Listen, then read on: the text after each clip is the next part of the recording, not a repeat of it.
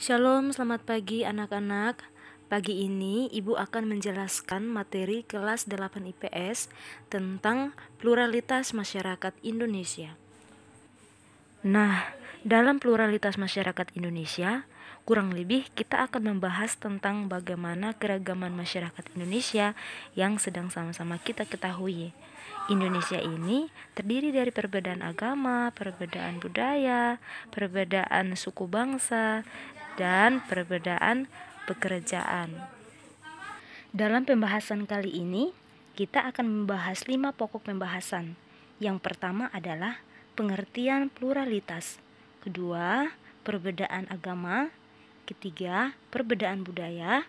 Keempat, perbedaan suku bangsa. Dan kelima adalah perbedaan pekerjaan. Pertama yang akan kita bahas adalah apa itu pluralitas. Pluralitas adalah keragaman atau kemajemukan masyarakat di suatu wilayah. Yang kedua adalah perbedaan agama. Agama yang diakui pemerintah Indonesia ada 6, yaitu Islam, Kristen Protestan, Katolik, Hindu, Buddha, dan Konghucu. Nah, kira-kira apa yang menjadi perbedaan dari beragam agama ini? Perbedaannya adalah yang pertama, dari tata cara peribadatan. Kedua, tempat ibadah. Biasanya untuk umat Islam ibadahnya di masjid, umat Kristen Protestan dan juga Katolik ibadahnya di gereja. Untuk agama Hindu ibadahnya di pura. Untuk agama Buddha ibadahnya di vihara. Juga agama Konghucu ibadahnya di kelenteng. Nah, berikut juga ada perbedaan hari raya keagamaan. Untuk umat Muslim dikenal dengan hari raya Lebaran. Untuk umat Kristen Protestan dan juga Katolik dikenal dengan hari raya Natal. Untuk agama Hindu dikenal dengan hari raya Nyepi, atau hari raya Galungan dan Kuningan. Untuk hari raya Buddha dikenal dengan hari raya Waisak. Juga untuk hari raya Konghucu sendiri dikenal dengan Tahun Baru Imlek. Nah, dalam menyikapi perbedaan agama, maka kita harus menghormati setiap orang yang keyakinannya berbeda dengan kita, seperti sikap toleransi antar umat beragama, menghargai perbedaan cara beribadah setiap agama, jangan membedakan orang yang menganut agama bukan seperti agama yang kita anut, hidup saling berdampingan dan saling tolong-menolong. Yang ketiga adalah perbedaan budaya. Cara menyikapi perbedaan kebudayaan Indonesia terdiri dari beragam kebudayaan. Berikut cara yang bisa dilakukan untuk menyikapi perbedaan kebudayaan. Pertama, saling menghargai kebudayaan satu dengan kebudayaan lain. 2. Janganlah menomorsatukan kebudayaan daerah sendiri. 3. Cobalah untuk mempelajari kebudayaan yang lain. 4. Janganlah mencela perbedaan antar kebudayaan. Yang keempat adalah perbedaan suku bangsa.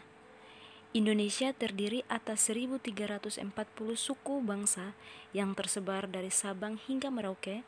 Tentu saja ada perbedaan di antara setiap suku, baik kepercayaan yang dianut dan kebudayaan. Oleh karena itu, kita perlu tahu bagaimana cara menyikapi perbedaan tersebut. Tidak semua suku berada pada tempat asalnya masing-masing. Pasti sudah banyak orang dengan suku tertentu merantau ke daerah lain.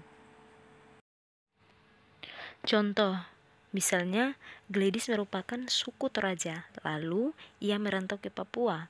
Tentu saja Gledis harus tahu bagaimana menyikapinya. Berikut cara menyikapi perbedaan suku. Yang pertama, berlaku ramahlah pada orang yang berbeda suku dengan kita. 2. Jangan langsung menyalahkan perbedaan bahasa jika terdapat kata yang berbeda antara bahasa daerah kita dan daerah lain. 3. Cobalah untuk saling bercerita tentang suku masing-masing agar lebih paham mengenai suku satu sama lain. 5. Berlaku hormat pada setiap orang yang berbeda suku. Yang kelima adalah perbedaan pekerjaan. Pekerjaan merupakan salah satu bentuk kegiatan ekonomi yang dilakukan masyarakat untuk memenuhi kebutuhan. Pada saat ini kalian dapat menemukan berbagai jenis pekerjaan, baik sektor formal maupun non-formal. Pekerjaan sektor formal adalah berbagai pekerjaan yang dijalankan oleh pelaku usaha resmi, baik pemerintah maupun swasta. Contohnya, guru, pegawai kantor bank, dokter, polisi. Sedangkan non-formal artinya yang berstatus berusaha sendiri dan bekerja bebas di sektor pertanian dan non-pertanian. Contohnya, petani, pedagang kaki lima, supir angkot, dan lain-lain. Nah, anak-anak, semua pekerjaan itu mulia selama pekerjaan tersebut bermanfaat bagi diri dan orang lain. Guru, dokter, polisi, petani sama-sama pekerjaan mulia. Tidak ada yang lebih rendah atau lebih tinggi derajatnya.